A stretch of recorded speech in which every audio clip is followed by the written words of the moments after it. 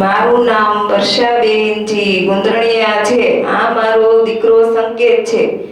એને નાનપણથી નેફ્રોટિક સિન્ડ્રોમની તકલીફ હોવાથી પેશાબમાં પ્રોટીન જતું. તે 2 વર્ષનો હતો ત્યારથી જ આ તકલીફ હતી. અમે મોટા ડોક્ટરોની સારવાર લીધી પણ કોઈ ફાયદો થયો નહીં. પછી નડિયાદની સારવાર લીધી તો પણ કોઈ ફેર ન પડ્યો.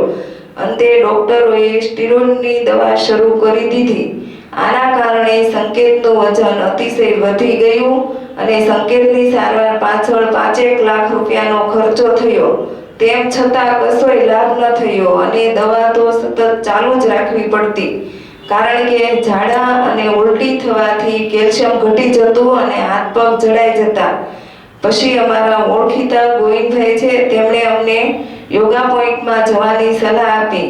અહીં વ્યક્તિગત યોગની સારવારથી શરૂઆતના 20 દિવસમાં જ સંકેતને 60% ફેર પડી ગયો અને 2 માસમાં બિલકુલ સારું થઈ ગયું. આજે કોઈ પણ દવા ખાવી પડતી નથી અને વજન પણ માપસર થઈ ગયું છે અને મારો દીકરો સંકેત હવે બિલકુલ તંદુરસ્ત છે. એટલા માટે મારા દીકરાના અનુભવ પરથી એટલું જ કહેવાનું છે કે કોઈના પણ બાળકને પેશાબમાં પ્રોટીન જતું હોય કે કિડનીની તકલીફ હોય કે ડાયાબિટીસ હોય, વજન વધતું હોય તો દવા ન ખવડાવશો. આનાથી નુકસાન થશે. પણ જો યોગા પોઈન્ટમાં યોગની સારવાર લેશો તો ચોક્કસ સારું જ થશે અને કોઈ દવા ખાવી પડશે નહીં. ઓમ નમઃ શિવાય.